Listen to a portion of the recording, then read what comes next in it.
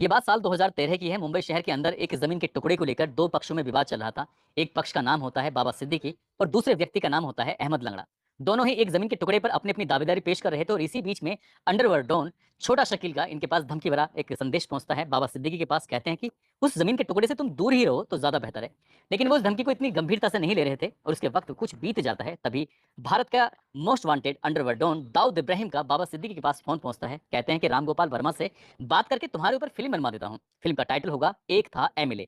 जैसे ये बात बाबा सिद्दीकी सुनते हैं वो घबरा जाते हैं और शासन प्रशासन से संपर्क साधते हैं। कहते हैं कि मेरी जान को खतरा है, दाऊद इब्राहिम कहीं मुझे मरवा ना दे। वक्त बीत जाता है, हालांकि उनको सुरक्षा मिल जाती है और वक्त बीत जाता है 11 साल का। एक दिन ऐसा आता है कि उनको गोली मारकर हत्या कर दी जाती है। अभी पुलिस हत्याकांड के खुलासे की कोशिश ही कर रही थी कि सोशल मीडिया पर एक पोस्ट बहुत तेजी के साथ वायरल होने लगती है। पोस्ट करने वाले जो व्यक्ति होते हैं वो लॉरेंस बिश्नोई गैंग के अपने आप को साथी करने लगते हैं। कहते हैं कि इस हत्याकांड को किसी और ने नहीं बल्कि हमने ही अंजाम दिलवाया है। अब जैसे ही इस हत्याकांड के बारे में चर्चा शुरू हो जाती है तो चर्चा इस बात की भी शुरू हो जाती है कि आखिरकार बाबा सिद्दीकी हैं कौन। दरअसल संजय दत्त के बहुत ही खास आदमी, अब चाहे सलमान खान हो, शाहरुख खान हो, सुनील शेट्टी हो या शिल्पा शेट्टी, ऐसे तमाम बॉलीवुड के नामचीन जो अभिनेता अभिनेत्री होते हैं उनसे इनके बहुत गहरे संबंध बताए जाते हैं। आज की इस घटनाक्रम के माध्यम से, आज की इस कहानी के माध्यम से ये जानने की कोशिश करते हैं कि आखिरकार बाबा सिद्दीकी की हत्या किसने की और क्यों की। आदाब, नमस्कार, सत श्री अकाल। मैं उस्मान सैफी। आज की जो सच्ची घटना मैं आपको सुनाने जा रहा हूँ, ये सच्ची घटना है 12 अक्टूबर 2024 की। एक तरफ पूरा देश दशहरा का पर्व मना रहा था, जगह जगह रावण फूंके जा रहे थे, दहन हो रहा था और इसी बीच में लोग खुशियां मना रहे थे, पटाखे छोड़ रहे थे। भारत का एक प्रदेश है महाराष्ट्र और महाराष्ट्र प्रदेश का एक शहर है मुंबई और मुंबई शहर का बैंड्रा ईस्ट का एक निर्मल नगर थाना लगता है। वहां पर एक पूर्व विधायक अपने विधायक बेटे के ऑफिस से निकलकर दशहरा का पर्व मना रहा था। नाम बाबा सिद्दीकी होता है। बाबा सिद्दीकी अपने साथियों के साथ पटाखे फोड़ रहे थे और खुशी मना रहे थे। इसी बीच में एक ऑटो आता है, ऑटो रुकता है, ऑटो से तीन लोग उतरते हैं, उनके हाथ में हथियार होते हैं और देखते ही देखते वो गोली चलाना शुरू कर देते हैं। जैसे जैसे पटाखे छूट रहे थे वैसे वैसे गोलियां चल रही थी। कोई समझ ही नहीं पा रहा था कि आखिरकार गोली भी चल रही है इन पटाखों के बीच में से। और देखते ही देखते बाबा सिद्दीकी जमीन पर गिर जाते हैं। उनका एक साथी होता है, वो भी जमीन पर गिर जाता है। इसी बीच में जब कांच में यानी कि गाड़ी के शीशे में, जो बुलेट प्रूफ गाड़ी होती है, उसके शीशे में जाकर जब गोली लगती है तब पता चलता है कि यहाँ तो किसी ने गोली चलाई है। बस भगदड़ मच जाती है। तीन अनजान जो व्यक्ति आए थे उनमें से दो को पकड़ लिया जाता है। एक मौका पाते ही वहां से भाग जाता है। देखते क्या है कि बाबा सिद्दीकी जमीन पर पड़े हुए हैं, वो खून से लथपथ थे। तभी आनंद फानन ही बैंड्रा का ही एक हॉस्पिटल होता है लीलावती। रात के 9:30 बजे उन्हें वहां पर भर्ती कराया जाता है और डॉक्टर से कहा जाता है कि डॉक्टर साहब कुछ भी हो जाए, बस इनका आप इलाज कर दीजिए, पैसे की आप टेंशन न लीजिए। डॉक्टरों की टीम जुट जाती है, कोशिश कर रही थी किसी भी हिस्से में जाकर नब्ज इनकी तड़कती फड़कती मिल जाए। लेकिन रात के 11:30 बजे के आसपास उनकी सांसें थम जाती हैं। जैसे ही सांसें थम जाती हैं, अब सोशल मीडिया पर एक तरह से युद्ध शुरू हो जाता है कि बाबा सिद्दीकी की किसी ने गोली मारकर हत्या कर दी है। बाबा सिद्दीकी कौन है? लॉरेंस बिश्नोई ने भी इस बात की जिम्मेदारी ले ली थी। कुछ लोग उनके पुराने पन्नों को पलटना शुरू कर देते हैं कि इन्हें तो दाऊद इब्राहिम की तरफ से भी धमकी मिली थी एक जमीन के टुकड़े को लेकर। जिस तरह से अहमद लंगड़ा का समर्थन में छोटा शकील भी आता है और दाऊद इब्राहिम भी आ जाता है। इनकी जान को तो खतरा था, उन्होंने 15 दिन पहले भी जान को अपना खतरा बताया था। अब सरकार पर सवाल खड़े हो जाते हैं। हर कोई ये जानने की कोशिश कर रहा था कि आखिरकार मामला क्या है। दरअसल इनका नाम तब ज़्यादा चर्चाओं में आया था जब कटरीना कैफ का साल 2008 में जन्मदिन मनाया जा रहा था। उस पार्टी के अंदर सलमान खान भी होते हैं और शाहरुख खान भी होते हैं। सलमान खान के बीच में कहासुनी ज़्यादा हो जाती है, कहासुनी हो जाती है ज़्यादा, भड़क जाते हैं एक दूसरे पर और जो भड़ास थी वो निकाल रहे थे। और जैसे ही यहाँ से अलग होते हैं तो ऐसे अलग होते कि कभी ज़िंदगी में मिलेंगे ही नहीं। अब मीडिया वाले इनसे सवाल जवाब क्या करते थे, साल 10 साल बीत रहे थे लेकिन ये कभी आपस में मिलने को तैयार नहीं थे। लेकिन साल 2013 में बाबा सिद्दीकी एक पार्टी आयोजित करते हैं जो कि हर साल करते थे, इफ्तार पार्टी। उसमें सलमान खान भी आए थे और शाहरुख खान भी आए थे। तो एक हाथ पर सलमान खान होते हैं, दूसरे हाथ पर शाहरुख खान होते हैं। सलमान खान शाहरुख खान को दोनों को अपने हाथों से पकड़ के दोनों को गले मिलवाते हैं। गले मिलवाने के बाद दोस्ती करा देते हैं। ये जो दोस्ती होती है वो सोशल मीडिया पर वायरल हो जाती है। पत्रकार सवाल उठाने लगते हैं कि सलमान खान शाहरुख खान को कोई बड़े बड़े दिग्गज लोग एक ना कर सके, बाबा सिद्दीकी कौन है इनको इनको जो एक कर दिया है। तब साल 2013 में बाबा सिद्दीकी का नाम बहुत ज़्यादा तेजी के साथ चर्चाओं में आने लगता है। दरअसल बाबा सिद्दीकी की कहानी शुरू होती है बिहार के पटना से। बिहार के पटना में वॉच मेकर एक व्यक्ति होता है जो घड़ियां बनाने का काम किया करता था। उनके घर में साल 1958 में एक लड़का पैदा होता है और उस लड़के का नाम रखा जाता है बाबा सिद्दीकी। बाबा सिद्दीकी अब यहाँ से अपने पिता के साथ मुंबई पहुंच जाते हैं। मुंबई जाने के बाद अपने पिता के साथ काम कर रहे थे, साथ में पढ़ाई भी कर रहे थे। ग्रेजुएशन तक पढ़ाई करने के बाद उन्होंने मन बनाया कि क्यों ना राजनीति में करियर आजमाया जाए। इसलिए वो कांग्रेस के बड़े बड़े नेताओं के साथ जुड़ना शुरू हो जाते हैं। इसी बीच में उन्हें साथ मिलता है सुनील दत्त का भी, क्योंकि बांद्रा में रहते थे। सुनील दत्त भी उनका वहाँ पर आसपास में कुछ रहना सहना था। इंडियन नेशनल कांग्रेस से 1977 में उसको ज्वाइन कर लेते हैं। जो भी छोटे मोटे नेताओं के कार्यक्रम होते हैं उसमें काम करना, अपने पिता का भी हाथ बढ़ाना और देखते ही देखते एनएसयूआई जो छात्रों का संगठन होता है, कांग्रेस का एक गुट होता है, उसके साथ जुड़ जाते हैं और छात्र राजनीति भी करने लगते हैं पढ़ाई के साथ साथ।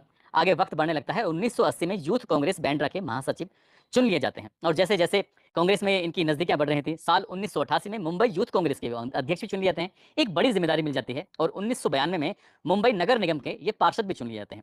जब ये इनकी राजनीति में दखल बढ़ने लगती है, उधर संजय दत्त से दोस्ती इसलिए हो जाती है क्योंकि सुनील दत्त जी से मिलना-जुलना होता था। संजय दत्त इनके हम उम्र होते हैं और गहरी दोस्ती हो जाती है। अब फ़िल्म की शूटिंग हो, चाहे सलमान खान से मिलना हो, शाहरुख खान से मिलना हो, बड़े-बड़े फ़िल्म अभिनेताओं से मिलना हो, अब संजय दत्त की वजह से लगातार इनके संपर्क और बढ़ते चले जाते हैं और इन्हें मौका मिलता है साल 1999 में बांद्रा वेस्ट विधानसभा से विधानसभा का चुनाव के लिए। चुनाव का मौका मिलता है, हीरो-हीरोइन भी इनका साथ देते हैं और वो विधायक चुन लिए जाते हैं।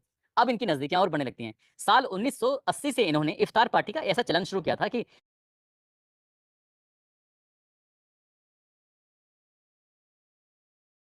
पहले 2-4 हीरो को बुलवाया, फिर ज़्यादा बुलवाया, फिर और ज़्यादा बुलवाया। साल दर साल हीरो-हीरोइन इनकी इफ्तार पार्टी मानने लगे और इनकी इफ्तार पार्टी की चर्चा होती थी। अब इफ्तार पार्टी में इतने हीरो-हीरोइन पहुँच जाया करते थे कि बताते हैं कि जो फ़िल्म के अवार्ड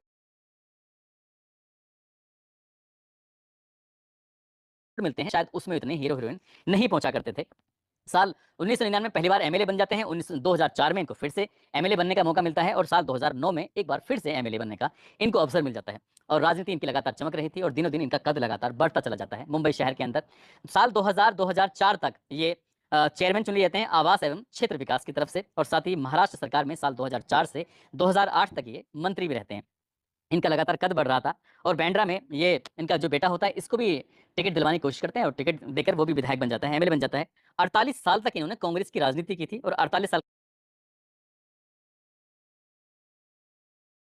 के बाद इन्होंने कांग्रेस का सफर छोड़कर एनसीपी यानी कि अजीत पवार का जो गुट होता है, फरवरी 2024 में ये उनसे जुड़ जाते हैं। इनकी ज़िंदगी के पन्ने बहुत अच्छे से गुज़र रहे थे, खुल रहे थे, सब कुछ ठीक-ठाक चल रहा था, कोई दिक्कत नहीं, कोई परेशानी। बेटा एमएलए बन जाता है, बेटी डॉक्टर बन जाती है और हीरो-हीरोइन से इनका ताल्लुकात बहुत अच्छे थे। पूरे देश में इनकी चर्चा भी शुरू होती थी, खासकर तब जब इफ्तार पार्टी होती थी। लेकिन 12 अक्टूबर 2024 की रात को जब पूरा देश दशहरा पर्व मना रहा था, रावण का पुतला दहन कर रहा था, इसी बीच में ये भी खुशी मना रहे थे और अपने बेटे के दफ्तर पहुँच जाते हैं, निर्मल नगर जो कि बांद्रा ईस्ट में होता है, वहाँ अपने बेटे के उसमें दफ्तर से निकलने के बाद बाहर जो मैदान होता है, खुला मैदान, वहाँ पर पटाखे छोड़ रहे थे। पटाखे छोड़ते-छोड़ते इसी बीच में 3 लोग ऑटो से आते हैं और ऑटो से आने के बाद गोलियाँ चलाना शुरू कर देते हैं, जिसमें 3 गोली इनको मारी जाती हैं, 2 गोली इनके सीने पे मारी जाती हैं, 1 गोली इनके पेट में जाके लगती है। साथ ही एक और साथी होता है, उसको भी गोली छूते हुए निकल जाती है और 1 गोली लगती है इनकी बुलेट प्रूफ कार को और तब लोगों को समझ में आता है कि यहाँ तो गोली चल रही है। पटाखों की आवाज़ में गोली का शोर वो दब जाता है, लेकिन जब ब्लड बहने लगता है, खून बहने लगता है, तब उनके साथियों को समझ में आता है। उधर 2 लड़के पकड़े जाते हैं और बाबा सिद्दीकी को हॉस्पिटल ले जाते हैं, हॉस्पिटल वाले इनको मृत घोषित कर देते हैं। महाराष्ट्र सरकार हो या केंद्र सरकार हो, अब हर किसी पर दबाव बढ़ने लगता है कि मुंबई शहर में आखिरकार हो क्या रहा है। सलमान खान को जैसे ही खबर लगती है बिग बॉस की शूटिंग चल रही थी, शूटिंग छोड़ के सीधा हॉस्पिटल पहुंच जाते हैं। अब शिल्पा शेट्टी हो या फिर सोनाक्षी सिन्हा के हस्बैंड जो इकबाल हैं वो भी पहुंच जाते हैं। इस तरह से हर कोई जानने की कोशिश में था लेकिन उनको बचा नहीं पाते। अब यहाँ पर जब सरकार पर दबाव बढ़ने लगता है, इसके लिए 5 टीमें बनाई जाती हैं क्राइम ब्रांच की और ये पता हत्याकांड को अंजाम किसने दिया है। पुलिस ने जो लोग पकड़े थे, उन पकड़े हुए 2 व्यक्तियों में से जो टोटल मिला के 3 होते हैं, एक का नाम गुरमेल सिंह होता है, दूसरे का नाम धर्मराज कश्यप होता है, तीसरे नाम शिव कुमार गौतम उर्फ शिवा होता है। गुरमेल सिंह की अगर कहानी के बारे में जानने की कोशिश करें तो वो हरियाणा का एक ज़िला होता है कैथल, कैथल का एक गाँव होता है नरड़।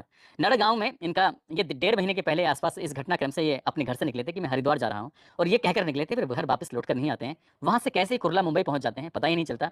लेकिन जब पुलिस वालों ने इनके घर जाते हैं, इनके बारे में इनकी हिस्ट्री को खंगालने की कोशिश कर रहे थे, तो गाँव का एक व्यक्ति होता है सुनील, उससे किसी बात को लेकर विवाद हो जाता है और जो बर्फ़ काटने वाला, तोड़ने वाला एक सुआँ होता है, उस सुएँ को पकड़ते हैं और एक के बाद एक सुनील को लगभग साल 2022 में 52 बार उसको बार कर देते हैं। उसको इतनी बार मारा जाता है कि वो मर जाता है। ये जेल जाते हैं, जेल जाने के बाद लॉरेंस बिश्नोई गुट से या उनके किसी गैंग गुर्गे से इनके संपर्क बन जाते हैं और दोस्ती हो जाती है, ऐसा पता चलता है। इसके बाद धर्मराज और शिव कुमार गौतम होते हैं उर्फ शिवा, जिनका गाँव लगता है उत्तर प्रदेश का ज़िला बहराइच होता है, बहराइच का गंडारा एक गाँव लगता है। वहाँ लगता है, वहाँ एक साधारण से परिवार के लोग रहने वाले होते हैं। दोनों ही लड़के मुंबई शहर में स्क्रैप व्यापारी के यहाँ पर काम कर रहे थे। लगभग 5-6 साल से लगातार काम कर रहे थे। लेकिन पता चलता है कि इन्हें किसी सुपारी किलर ने कुछ ज़िम्मेदारी दी। उन्होंने कहा कि बाबा सिद्दीकी की हत्या करनी है। इसके लिए महज़ 50,000 रुपए की रकम दी जाती है। हालाँकि पुलिस अभी इस मामले की जाँच-पड़ताल कर रही है, लेकिन मीडिया रिपोर्ट कुछ ऐसे कहती है कि 50,000 रुपए की रकम दी जाती है और 50,000 रुपए लेकर ये लगभग 40 से ज़्यादा दिन ये कुर्ला में रहते हैं, जो कि मुंबई का ही एक इलाका है। वहाँ रह के बाबा सिद्दीकी कब आते हैं, कब जाते हैं, कहाँ रहते हैं, क्या करते हैं, क्या नहीं, एक-एक छोटी से छोटी बात की उनकी जानकारी जुटाने में वो जुट जाते हैं। आखिरकार उन्हें मौका मिलता है और ये मौका मिलता है 15 दिन पहले ये बताया जाता है कि इन्हें धमकी दी जाती है। इन्हें एहसास होता है ये सरकार से और प्रशासन से माँग करते हैं कि मुझे धमकी दी जा रही है। वायु श्रेणी की सुरक्षा भी दे दी जाती है। 11 पुलिस वाले उसमें शायद मिलते हैं वायु श्रेणी में। लेकिन जब इस घटनाक्रम को अंजाम दिया गया था 12 अक्टूबर 2024 की रात लगभग साढ़े 8-9 बजे के आस-पास, उस वक़्त इनके साथ कोई पुलिस वाला नहीं था। क्यों नहीं था? इसके सवाल का जवाब भी क्राइम ब्रांच तलाशने की कोशिश कर रही है, जब इनकी गोली मार के हत्या कर दी जाती है। तो इससे पहले कि 5 टीम बनाकर मामले की जाँच-पड़ताल की जा रही थी, इसी बीच में सोशल मीडिया पर पोस्ट वायरल होने लगती है। उसने दावा किया कि वो लॉरेंस बिश्नोई गैंग का सदस्य है। दरअसल सलमान खान के बारे में लिखता है, वो कहता है कि सलमान खान, ये हम जंग नहीं चाहते थे, लेकिन तुम्हें जंग लड़ने की तुमने हमें मजबूर कर दिया है। सोशल मीडिया पर जब इनकी पोस्ट वायरल होने लगती है, इसमें टैग किया जाता है अनमोल विश्नोई को, लॉरेंस विश्नोई को, एक दो जगह और किया जाता है। अब पुलिस के होश फाख्ता हो जाते हैं। ठीक 28 घंटे के बाद इस हत्याकांड के लॉरेंस बिश्नोई गैंग ने जब इसकी जिम्मेदारी ली, हालांकि अभी इसकी कोई पुख्ता सबूत नहीं है, लेकिन जब सोशल मीडिया पर वायरल हो रहा है तो उसको लेकर मीडिया में चर्चा शुरू हो जाती है। इसमें साफ साफ कहा जाता है कि सलमान खान टारगेट है। टारगेट वो भी है जो सलमान खान के बहुत करीबी हैं, और सलमान खान के करीबी बाबा सिद्दीकी हैं। इसे इस बात से भी अंदाजा लगाया जा सकता है, जैसे ही गोलीकांड की खबर मिलती है, सलमान खान अपना शो छोड़कर बिग बॉस का और सीधे उनसे मिलने के लिए जो लीलावती हॉस्पिटल है वहां पर पहुंच जाते हैं। बाकी फिल्मी हस्ती है, हीरो हीरोइन भी होते हैं। अब इसमें सीधे सीधे धमकी दी जा रही है कि जितने भी सलमान खान के दोस्त हैं उनको भी इसे छोड़ा नहीं जाएगा। दरअसल सलमान खान से जो दुश्मनी है, जो चिकारा मारा गया था, विश्नोई समाज उसकी बहुत ज़्यादा उसे पूजा करता है, उसे एक कैसे देवतुल्य के रूप में उसे देखते हैं, और उसकी जो ये हत्या कर देते हैं सलमान खान एक फिल्म की शूटिंग के दौरान, तब से इनकी दुश्मनी है। और इसी वजह से लॉरेंस विश्नोई ने भी इस बात पर धमकी दी हुई है। कई बार उन पर हमले भी हुए थे। अभी अप्रैल 2024 में भी हमला होता है, और जो 3 लोग उन पर हमला करने के लिए आए थे, उनमें से एक व्यक्ति की मौत भी हो जाती है। जो मौत हो जाती है तो उस घटनाक्रम को भी इस वायरल पोस्ट में ये साफ साफ था कि जो हमारा साथी है उसकी जो मौत हुई है उसका ये रिवार्ड है, बदला है। यानी कि तुम हमारे साथियों को मारोगे तो हम तुम्हारे साथियों को मारेंगे। पुलिस पर अभी बहुत ज़्यादा दबाव है। पुलिस अभी कहने की स्थिति में नहीं है। पुलिस इस मामले की जांच पड़ताल कर रही है।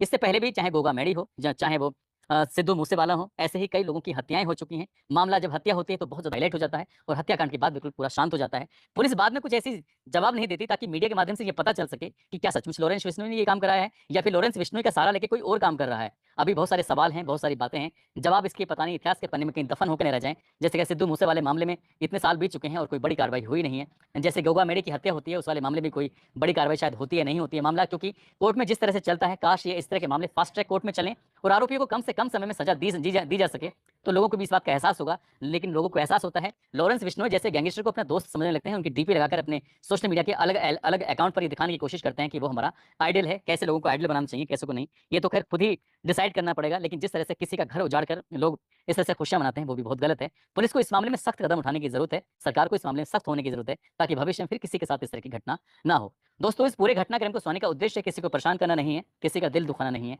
बल्कि आपको जागरूक करना है, आपको सचेत करना है। आप जहां भी रहें अपना ख्याल रखें, सुरक्षित रहें। जय हिंद, जय भारत।